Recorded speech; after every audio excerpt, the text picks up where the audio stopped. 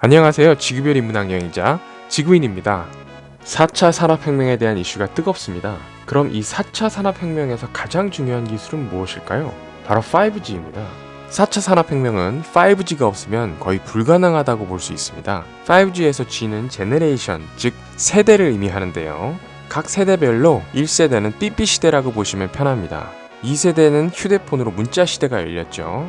3세대에 스마트폰이란 것이 시작되고 4세대에는 LTE를 바탕으로 스마트폰의 시대가 활짝 열립니다. 이제 5G, 즉 5세대에서는 IoT, VR, 홀로그램, 자율주행차 등의 시대가 열리게 됩니다. 5G에서는 영화 한 편 봤는데 1초 정도 걸린다고 하죠. 여기에는 사실 이견이 있는데 우리나라는 인터넷이 워낙 발달하다 보니까 4G도 다른 나라와 비교가 안 됩니다. 그 바탕에는 KT가 있는 거죠. 사실 다른 나라는 아직 4G가 아니라 그냥 LTE인 경우가 많습니다. LTE 속도는 75메가, 4G는 100메가 정도 되는데요. 여기에 광대역, LTE-A 기술 등이 나오면서 인접 주파수를 끌어다 쓸 수 있게 됩니다. 주파수를 2배로 쓰게 되고 속도도 자연스럽게 2배씩 늘게 되겠죠. 75메가의 2배면 당연히 100메가를 넘게 되고 그렇게 4G가 달성되게 되는 겁니다. 그래서 유럽이나 미주 등의 4G와 우리나라 KT 인터넷 속도를 비교해보면 같은 4G인데도 2배 이상 차이가 날 때도 있어요. 우리나라에서 재보면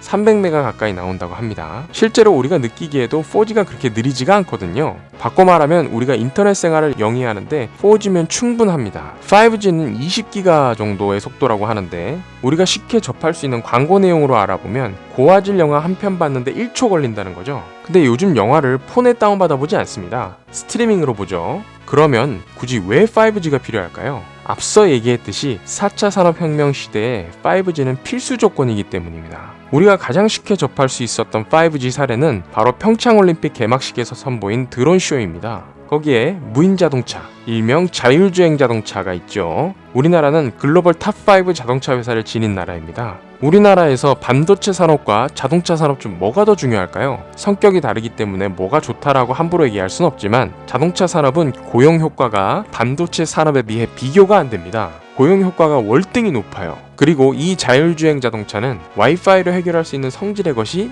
아니겠죠. 안전에 관한 문제이기 때문입니다. 도로주행 시에는 즉각적인 인식과 반응 속도가 생명과 직접 연결되니까요. 또 다른 하나는 바로 IoT입니다. 2012년에는 인터넷으로 20억 명의 사람들을 연결시켰죠. 이를 월드 와이드 웹이라 불렀습니다. 인터넷 오브 피플이라고 볼 수 있겠죠. 2020년에는 인터넷으로 260억 개의 사물을 연결하게 됩니다. 이를 IoT라고 부르고 있는 거죠. 길게 설명할 것 없이 그래프를 보면 IoT가 얼마나 가파르게 성장하고 있는지 볼 수 있습니다. IoT를 쉽게 이해하기 위해서 샤오미로 가볼까요? 샤오미는 왜 저렴할까요? 대륙의 실수라서 배터리 한 개라도 더 팔면 좋으니까? 물론 그럴 겁니다. 그러나 샤오미의 최종 목표는 미 이코시스템, 즉 샤오미 생태계를 구축하는 겁니다. 사물 인터넷으로 우리의 삶을 지배할 수가 있잖아요. IoT 시대의 지배자는 삼성, LG, 애플, 구글이 아니라 샤오미일지도 모릅니다. 5G, IoT 등은 빅데이터 생태계 구축을 위해서 필수적입니다. 과거의 빅데이터는 하드웨어의 성능에 의존했지만 이젠 다릅니다.